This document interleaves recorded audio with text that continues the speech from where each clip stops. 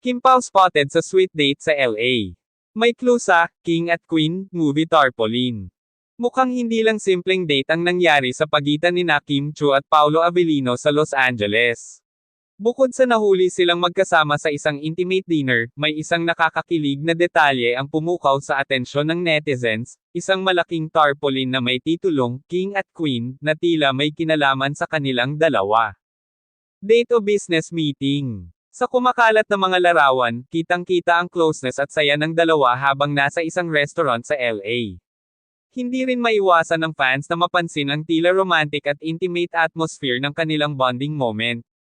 Pero ang pinakanakakapagpanginig sa netizens ay ang tarpaulin na nakadisplay malapit sa kanilang pwesto. Ano tong King at Queen movie? Baka ito na ang ultimate Kim Pao project. Grabe, parang official date na talaga to. Ang daming nakakakilig na moments.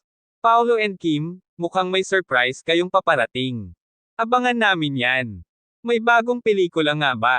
Dahil sa pagkalat ng King at Queen tarpaulin, marami ang nag-iisip na baka ito na ang big project ng Kim Pao na inaabangan ng lahat.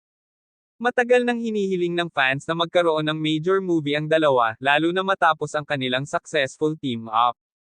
Ano sa tingin nyo, date lang ba ito o secret work meeting para sa isang big project? I-comment ang inyong thoughts at huwag kalimutang i-like, share, at mag-subscribe para sa mga fresh showbiz updates.